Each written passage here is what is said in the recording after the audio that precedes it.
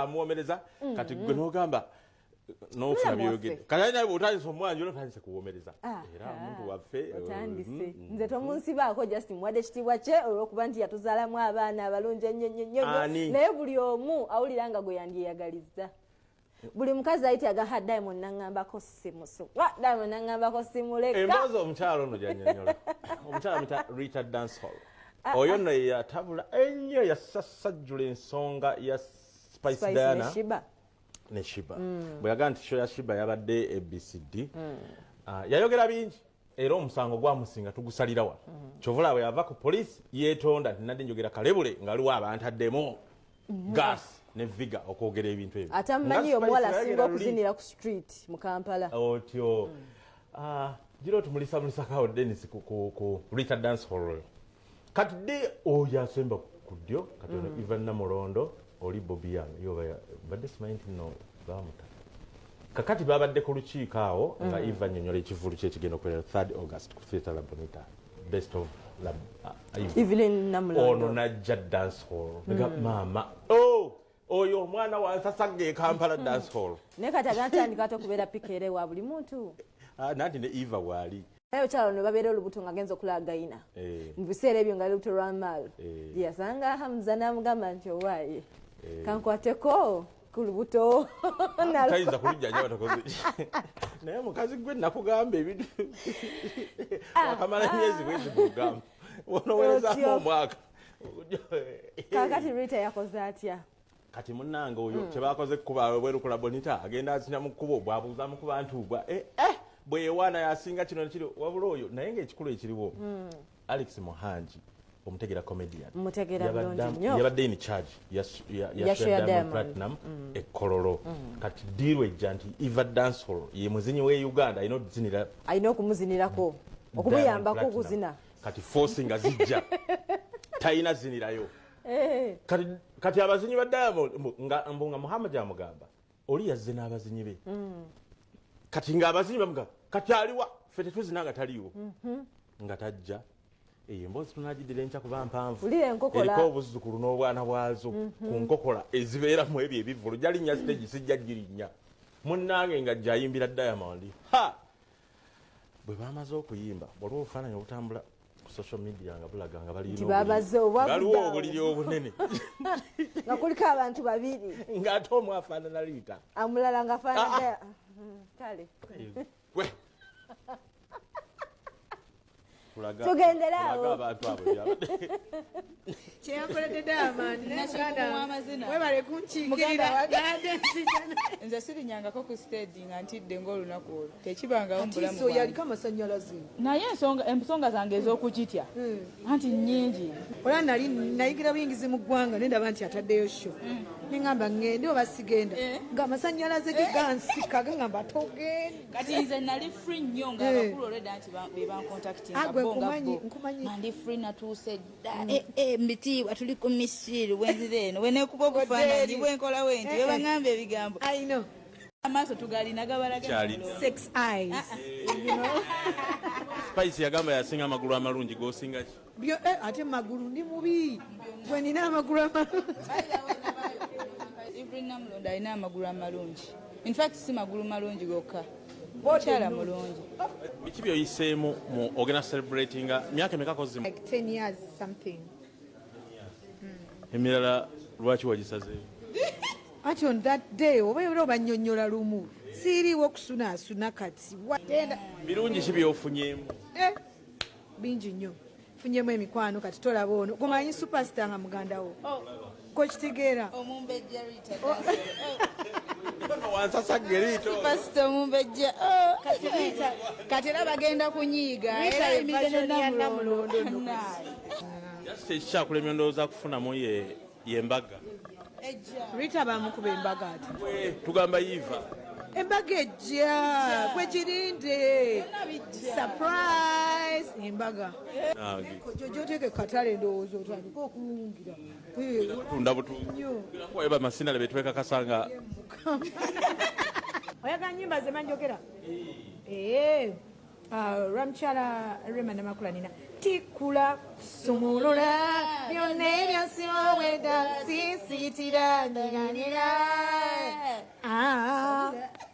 olwamwami Kyagulanyi okuva ku luli nga nkuzanya kale omutima gwange wamenya kebo sagala olenga gange nkuzanya kebo sagala lero mpulire ate oba ngompenda lero njajule kankukakase kakukube embaga era webambaga tugitwale musabala wanaza wanaza wanaza haleluya wanaza wanaza wanaza kebibi wagula n'omusaayigo si ni aswazibwa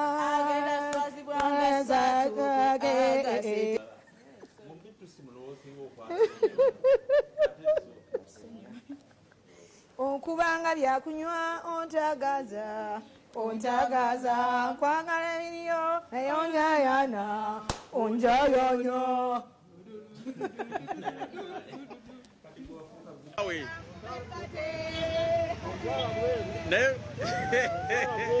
okutwalawa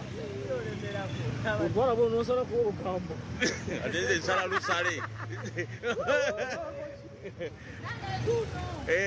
dita oli wansasa gino naawe kiki waki bayi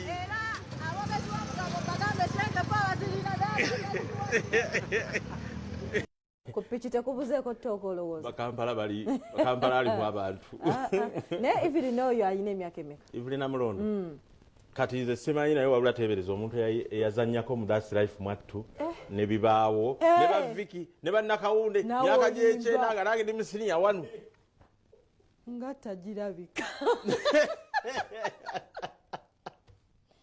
wangi abantu bakola bulungi kuba kwerabirira yerabiride bulungi ate alabika bulungi takyogera nga wali abantu nti yabizannyako era akiwakanya naye nga tuddamu okunnyonnyola nti omwana wa Misach siwa Evelyn omwana wa Evelyn Namulondo siwa Misach just abaana ba mikwano baana ba mikwano bukwano n'abazadde ba mikwano bwe twabadde awo buli omu nga kyabuuza kati omwana wa Misach naye agenda kujja mu kivu asobola okujja kino Misach yennyini yakinnyonnyola nti bonna balugave kati bwe bayita abaana ku Serena Misach balina at 46 ne bajja olwo najjiramu naye maama omwana naye naye ekyandibadde kirungi nnyo ne batulaga taata w'omwana oyo ntubeera nga ate taata w'omwana yaani yamuyisaani ate Namulondo naye yabiriita ebizibu yabadde nga amutanka n'erinnya awagene ozitandikira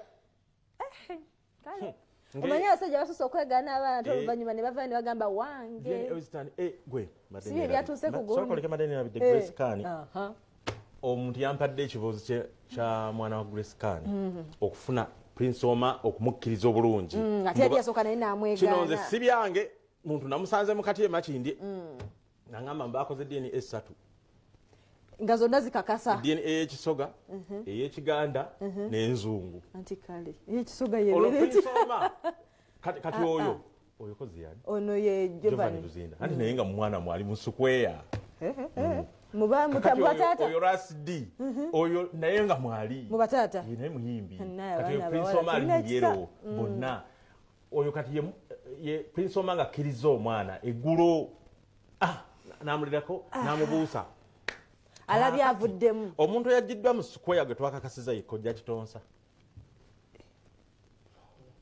kati ate gwe ng'ovudde enviiri ku mutwe g'obadde ki sabula emboozi kati oyo ekyamutujisizaamu olukiiko olwatudde mu kati eyabadde alukubiriza mulala waddewo ng'owuliriza buwuliriza baabiŋŋambye bugambi byabadde bya bbali kubanga ye teyakwatamu omukakasa mutya olinga yanyumya ye yamanaginga bumanaginzi kitonsa naye kati ono yatuuka noga nti bamuloze nti towawulira Grace Kani akyayimba mu New Eagles ne Giovanni Luzinda nti Grace Kani yaloga mu kyalo Giovanni Luzinda ave mu maka yageddize n'ebirala gomanya abayimbi wano tebaloga kalo nantonga eddoboozi ne zizikira balogako wano goloza station gende Osekaki. Kikambwe naye omwana oyo.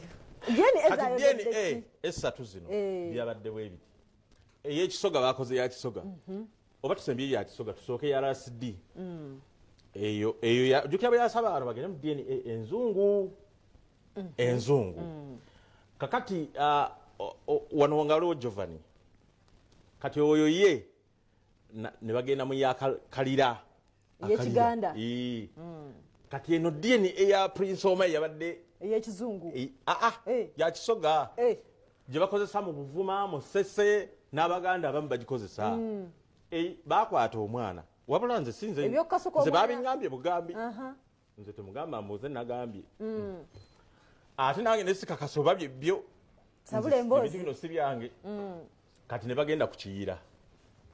Wani wagondi. Kati batuuka kukiyira ne bagati Grace Card yogera kuba DNA yaffe. Omwana tumukasukira wali ddala Nairo weetandikira wali ddi. Bw'abasi waffe bajja mujja mu Mediterranean Sea Misiri. Ng'agenze. Ne bakakwata. Ne batandika. Wani. Ebyajjajja bujagali nga bw'omanyi. Awo ne boogera. Naga nti kati omanyi tumukasuka. Kati omukyala bw'oguma nti mumukasuke. Oba kumuzuuli. Oba kumuzuuli abawawaka. Wogambira temukasuka. Abasiwa awaka. Mu Grace Card n'asirikira ddala be mwe mumanyi. Mufe nakyo. Obadde oba taddamu mumanyi. Kaakati bwe balabye nti omukazi ono mugumu omwana ddala wa Prince Oma. Prince Oma n'amutuuma erinnya. Ne baali bamutuuma erinnya eddala wakati mu kunoonya taata w'omwana omutuufu. Kati kyekyagumiza Prince Oma. Kati katusooke tuwummulemu bwe tukomawo.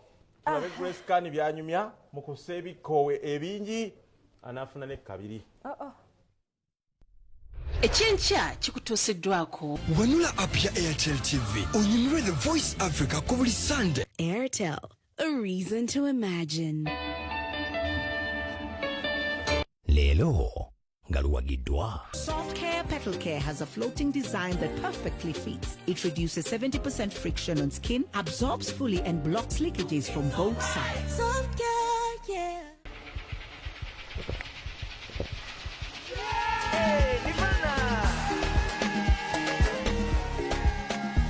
Nirvana packaged drinking water is a product of Crown Beverages Limited, makers of Pepsi products.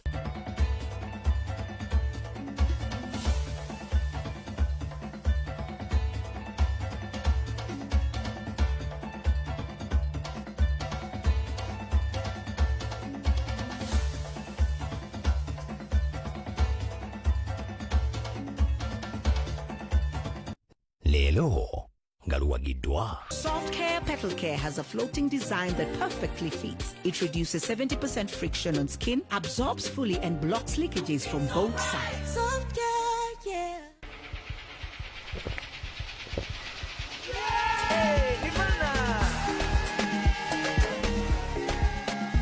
Nirvana packaged drinking water is a product of Crown Beverages Limited, makers of Pepsi products. Urban Lane.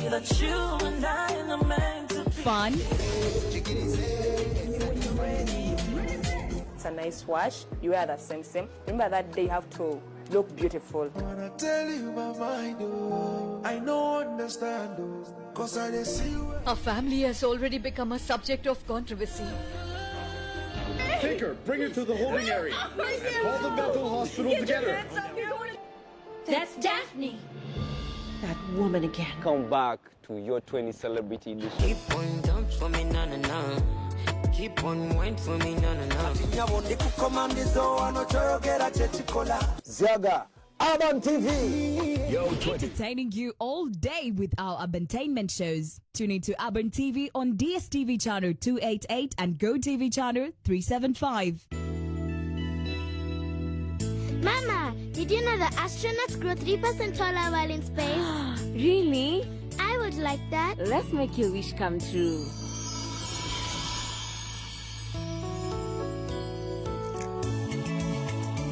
Mama, it will spoil the color of the eggs. Really? Yes. Master Chef only puts